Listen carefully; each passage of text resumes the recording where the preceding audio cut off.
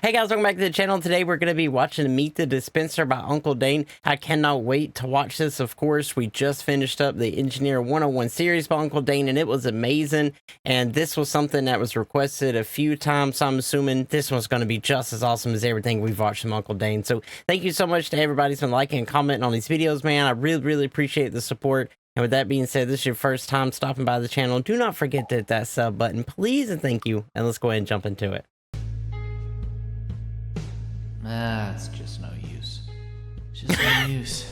What's even the point? What's even the point of dispensing health and ammo? What is this? Will even build me in the first place? I mean, come on, I'm worthy of being built. I can take an entire team in the fight when it matters most.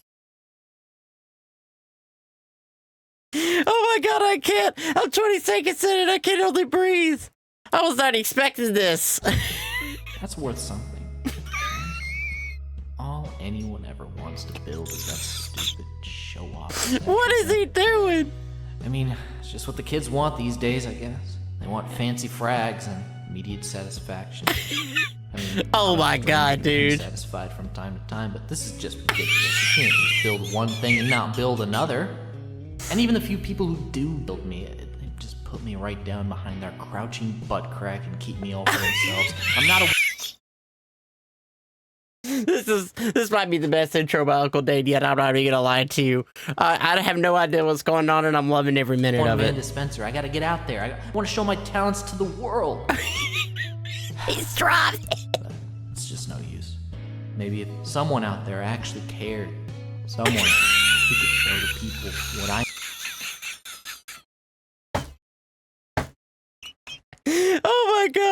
Oh my god, dude. This is so funny, dude. I was not expecting this, and definitely was expecting like gameplay about dispensers or like the importance of dispensers or something along like that.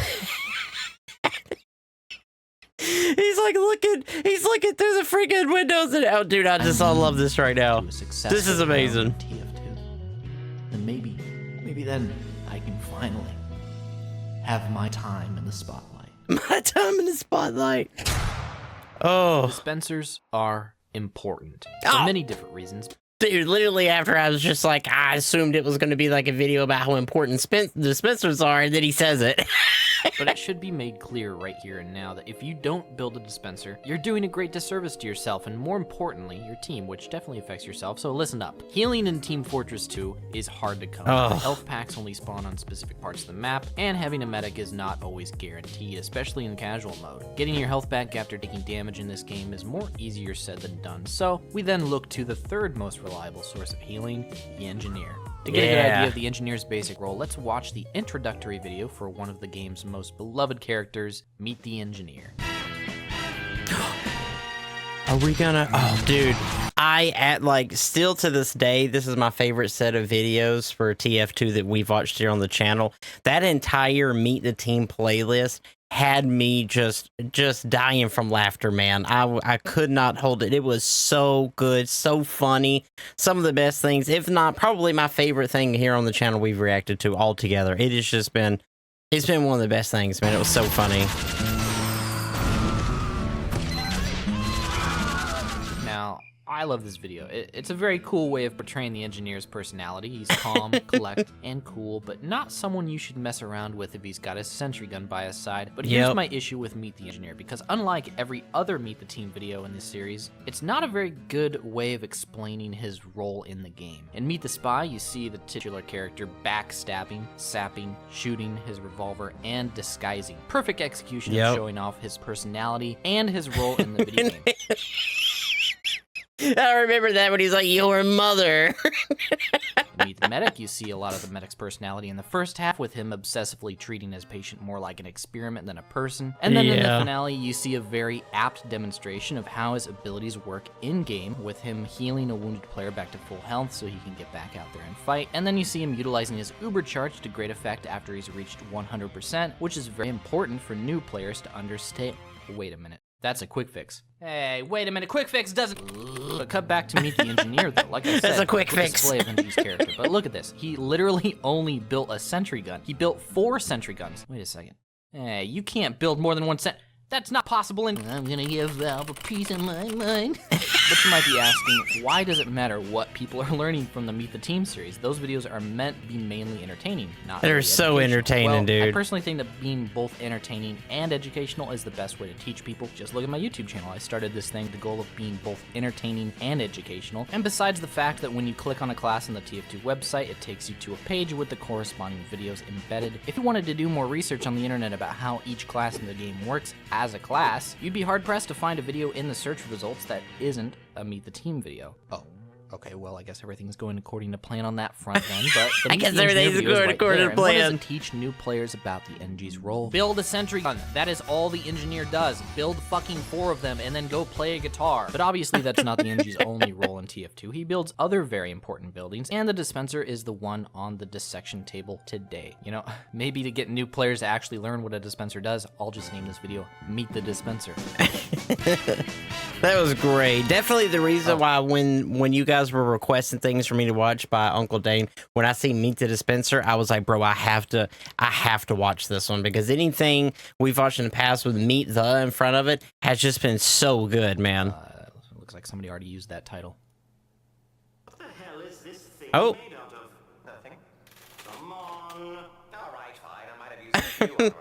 Alright, I think I'm good to go, actually. So a dispenser costs 100 metal to build from said, I scratch, think I'm good and to go. just as expected, the dispenser has 3 levels that take 200 metal to upgrade to. Each one has slightly better stats, faster dispensing of healing, ammo, and metal supply, and more health for the dispenser itself. I mean, this is stuff that you can totally just read on the TF2 wiki, so it's probably not that revolutionary to talk a whole lot more about in detail, but I'll mention that a newly built dispenser already has 25 metal inside of it, which is important to consider when working out ammo costs for other planned buildings, and it's also worth noting that while it's obviously better to upgrade your dispenser, even a level 1 can be more than enough to sustain a team. A heavy can permanently be firing when near a dispenser, a pyro can always be spy checking, it can save someone from burning to death, and really 10 health per second is nothing to scoff at. Even that can be a difference between holding and losing ground. But enough about the stats, let's just go right into the most important part of dispensers, placement. Yes, the age-old prom night question, where do I put it? Well, maybe we can solve the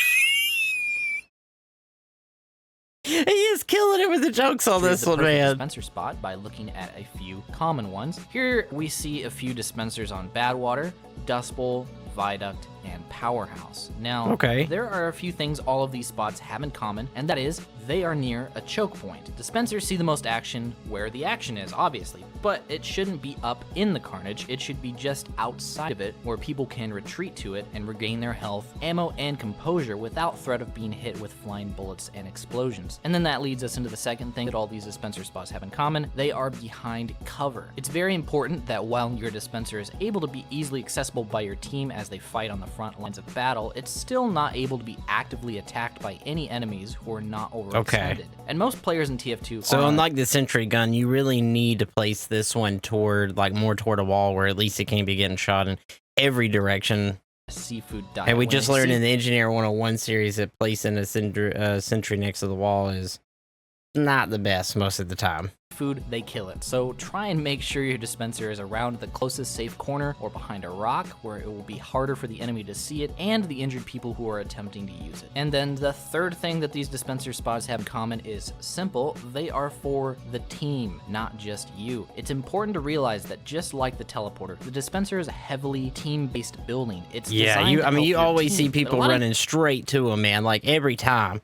Like, you hardly ever see someone not next to it. NGs tend to treat it like their very own personal doctor for when they occasionally take splash damage from behind their sentry barricade. This is the wrong way to be using dispensers. But Uncle Dane, if people want to use my dispenser, why don't they just walk over there and use it? Here we go again. Yourself. Look, I'm not exactly known to throw out endorsements to the turtle lifestyle, but you gotta hand it to a lot of these guys. They know how to place a sentry gun where it defends the objective. But the problem with putting the dispenser back there as well has a couple of issues. The first one being that it's usually pretty far out of the way to walk to even use the dispenser. The sentry gun is usually best behind the front line of the team so that it can easily punish overextending enemies and be a reliable option for extra damage if your teammates need to fall back. But a dispenser is the bravest building you own. It needs to be the furthest forward of the 3. It needs to be with your team. If your dispenser is constantly a brisk walk away from the front, that ground will be more easily lost over time with how many teammates have to to keep running away for health. It's important to move that gear up when the time is right, but it's most important to keep that gear up when it comes to your dispenser. In fact, placing your dispenser near your other buildings is not a great idea when it comes to both your sentry gun and your teleport. You know, and there's something else I haven't thought about. Is there like a cooldown timer when you can place it? Like if you place it somewhere, can you immediately pick it back up and go place it somewhere else? Or is there like a cooldown period in between of which times you can pick it up and place it?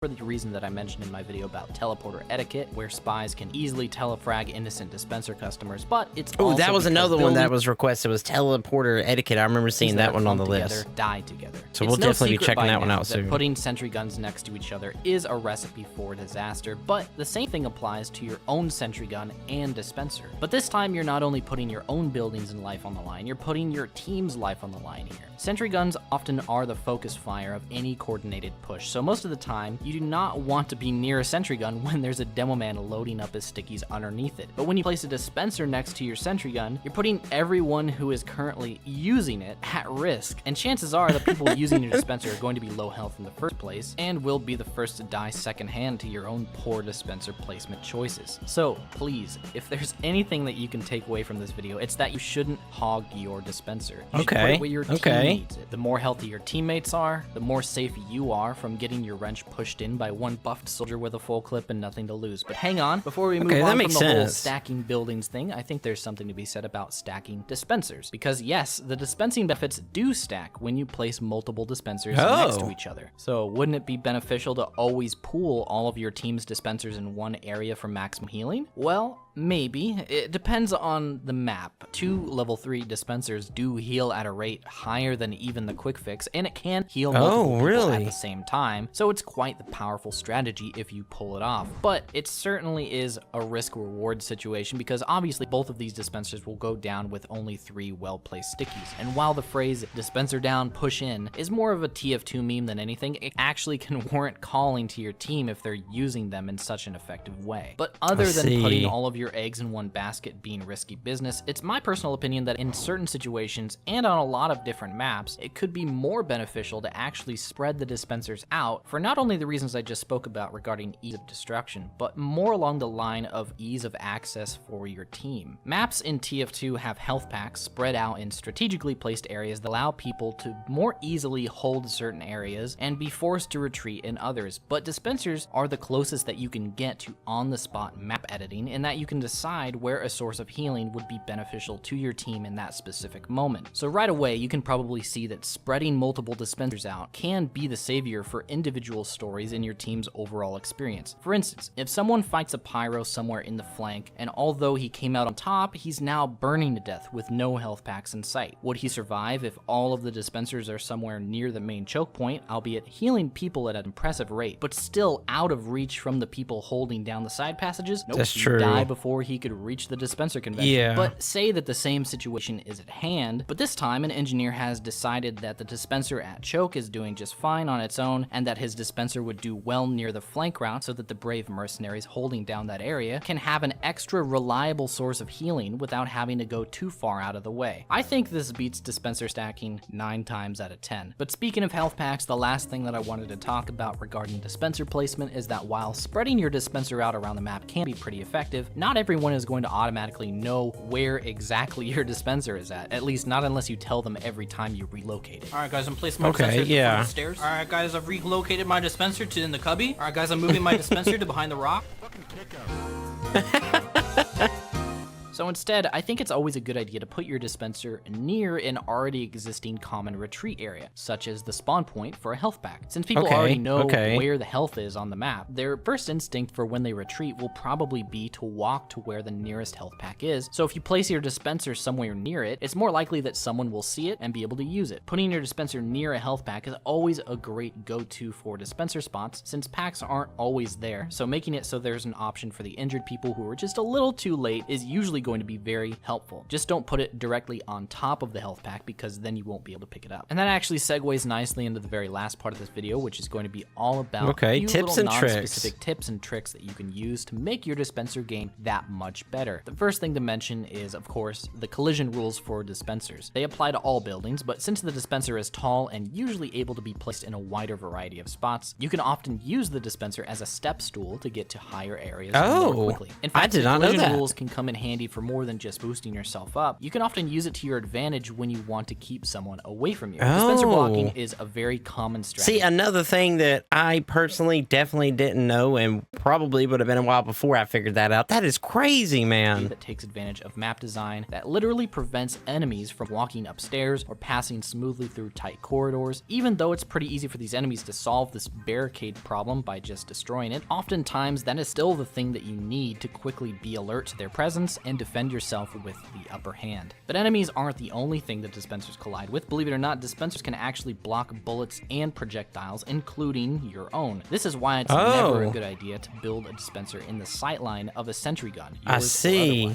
Sentry guns can often see through dispensers and target enemies who are standing behind them, but the bullets and rocket fire will not pass through a dispenser. This can sometimes be taken advantage of. Another thing I did not know, and that is very important information to An know. intelligent enemy who is trying to get close without taking damage from the nearby sentry gun.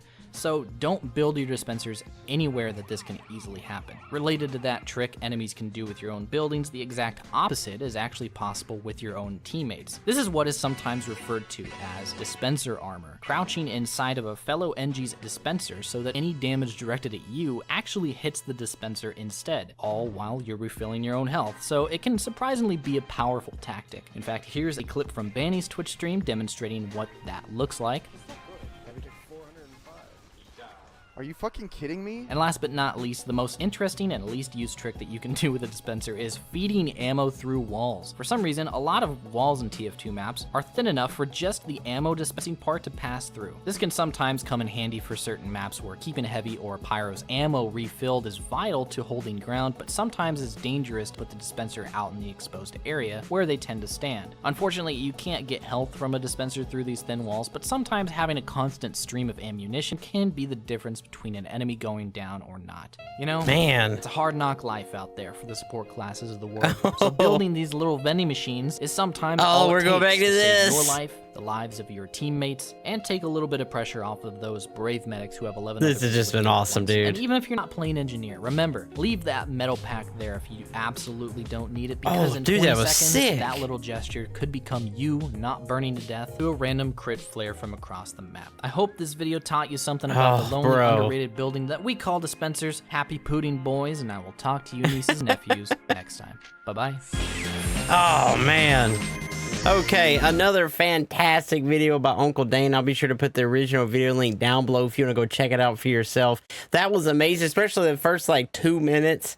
That beginning intro was so funny, man. One of the funniest things I've seen here on the channel. I could not stop laughing for a second. That was so good. So if you enjoyed this reaction, do not forget to hit this video with a like. It really helps out the channel here. If there's anything else you want to see me react to, just comment down below, and I'm sure to put it on the list to make. If it's more Uncle Dane, you know, hey, let me know if there's any more Uncle Dane you want to see. But it could be anything you want to see. Just let me know in the comments down below. So that's all I got for you, man. I will see you in the next video. Do not forget, it's Work Army for life.